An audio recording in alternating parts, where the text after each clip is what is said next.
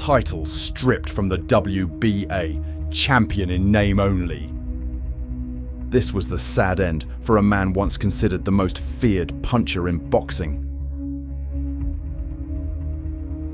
Bob Foster dominated the light heavyweight division for 6 years with frightening power, but his story remains clouded by controversy, questionable decisions, and a legacy that faded far too quickly. Born in Borger, Texas, and raised in Albuquerque, New Mexico, Foster's journey began with football dreams during his high school years. When those ambitions faded, he enlisted in the United States Air Force, where his boxing career truly took shape. 17 years old when I got to D.C., because I joined the military at 17. And you walk into a restaurant and sit down and eat. They didn't tell you to go around to the back, During his 5-year military service, Foster compiled an impressive amateur record of about 100 fights with only 3 or 4 losses. He won multiple all-service championships and secured a silver medal at the 1959 Pan American Games. Foster's Olympic hopes were dashed when Cassius Clay, later Muhammad Ali, was selected for the light heavyweight spot in the 1960 Rome Olympics. Foster declined an offer to compete as a middleweight, citing the difficulty of making the lower weight. And in 1960, the light heavyweight representative for the United States in Rome was Muhammad Ali. Yeah. That was something you didn't get. Were you pretty disappointed when you didn't get that nod to represent your country? Oh, yeah. I got upset because the trainer wanted to drop me down to middleweight. I couldn't make no middleweight. I was 6'3.5". At 175 pounds, I was skinny. Turning professional in March 1961, Foster earned just £25 for his second-round knockout victory over Duke Williams in Washington, D.C. He quickly established himself as a devastating puncher, winning his first 9 bouts, mostly by knockout. However, seeking better paydays, he frequently stayed in a munitions factory. His fortunes changed on May 24, 1968 at Madison Square Garden. Challenging the reigning world light heavyweight champion Dick Tiger, Foster delivered a spectacular performance, knocking out Tiger in the 4th round with a devastating left hook to capture the undisputed title. This victory marked the beginning of an era of dominance rarely seen in the 175-pound division. Standing 6 feet 3 inches tall with a 79-inch reach, Foster possessed significant physical advantages over most light heavyweights. His style was built around his devastating punching power, particularly his left hook and straight right hand. Muhammad Ali famously described his punch as being like a mule's kick. But Foster was more than just a power puncher. He possessed considerable boxing skill, utilizing his height and reach effectively. His defense was adept, particularly against straight punches. Over the next 6 years, Foster defended his undisputed title a record 14 times against 13 different opponents. Notable defenses included Frank DePaula, whom he knocked out in the 1st round after being knocked down himself earlier in the same round.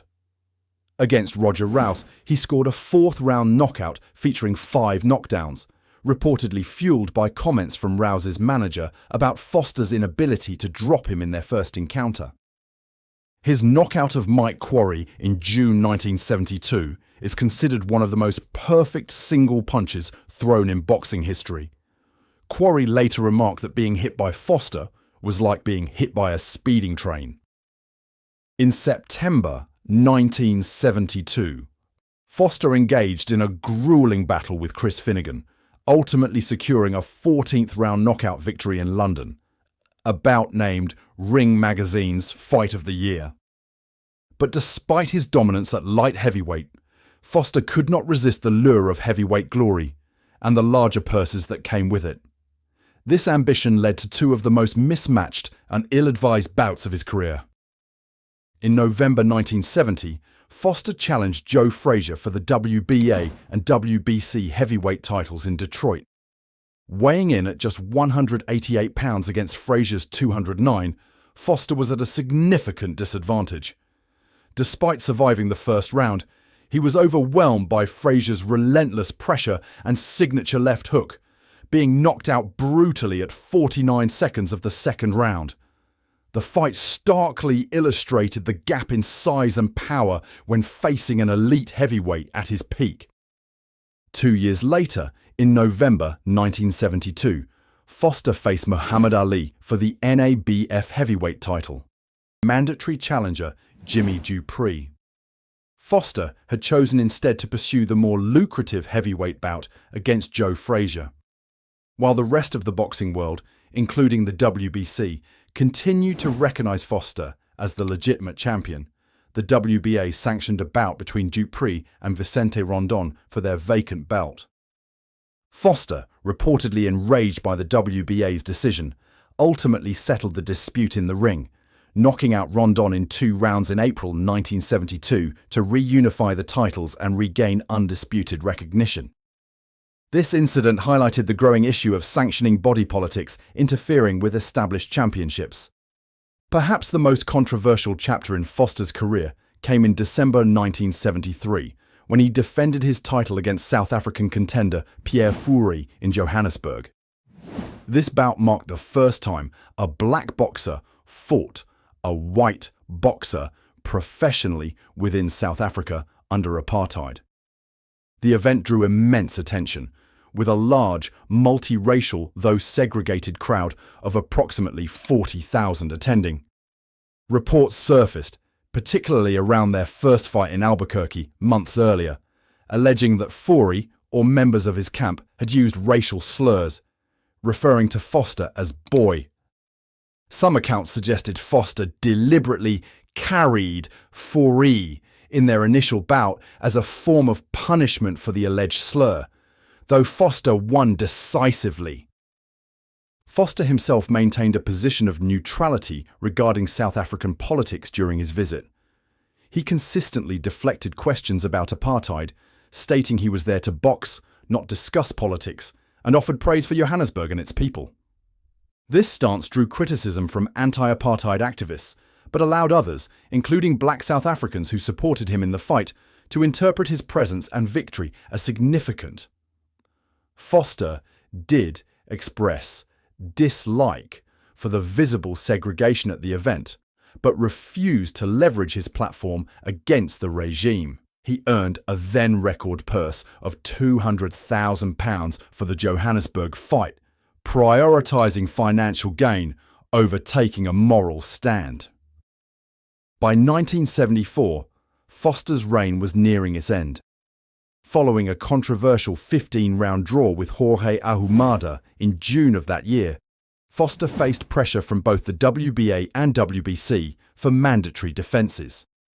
The WBC sanctioned a rematch between Foster and Ahumada, but when Foster refused, citing dissatisfaction with the draw and expressing weariness with boxing, the WBC stripped him and sanctioned Ahumada versus John Conte for their vacant title. Foster announced his retirement shortly after, effectively vacating the WBA title as well. Though he made a comeback in 1975, winning 5 consecutive fights, Foster's career ended ignominiously with 2 knockout losses in 1978 to Mustafa Wasaja and Bob Hazelton, prompting his permanent retirement. His final professional record stands at 56 wins, 8 losses and 1 draw, with a remarkable 46 wins coming by knockout, a knockout percentage of over 82%. After boxing, Foster transitioned fully into his law enforcement career with the Bernalillo County Sheriff's Department in Albuquerque.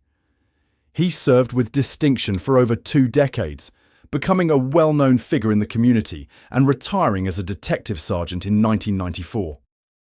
Even after formal retirement from the force, he continued to work part-time, notably providing courthouse security. His personal life was marked by turbulence as well. Foster was married multiple times. His third wife, Patricia Sayes, died tragically in 1984. Her death ruled as suicide. In his later years, Foster expressed some bitterness about perceived slights in the boxing world. He voiced strong opinions about the state of modern boxing, criticizing the proliferation of titles and perceived corruption. Though recognized for his achievements with induction into the International Boxing Hall of Fame as part of its inaugural class in 1990, Foster's passing on November 21, 2015, at age 73 in an Albuquerque hospital drew surprisingly little national media attention. For a man once considered one of the most devastating punchers in boxing history, his death felt like a mere footnote. Bob Foster's story remains one of the most complex in boxing history. At light heavyweight, he was nearly untouchable, a terrifying combination of height, reach, technical skill, and devastating power. In that division, he stands among the all-time greats, ranked by Ring Magazine as the third greatest light heavyweight ever. But his legacy is forever complicated by his failed heavyweight ambitions, his controversial fights in apartheid South Africa, and his battles with boxing's political bodies. He never found the crossover fame or fortune that his considerable talents deserved. His name does not resonate with casual fans the way other champions of his era do. Perhaps most tellingly, the belts Foster once wore were stripped from him not once but twice. A sign of how even the most dominant champions could be disrespected by boxing's fractured governance. For a man who knocked out all but two of the challengers he faced as light heavyweight champion, his legacy remains strangely diminished. The story of Bob Foster is ultimately a cautionary tale of a great champion who reached too far beyond his natural division, who failed to speak out when given a platform during apartheid, and who finished his career in bitter disputes with the very organizations meant to champion him. His skill and power in the ring were undeniable, but the controversies that shadowed his career and the fading of his legacy in retirement reveal how even the most fearsome punchers can be defeated by circumstances beyond their control.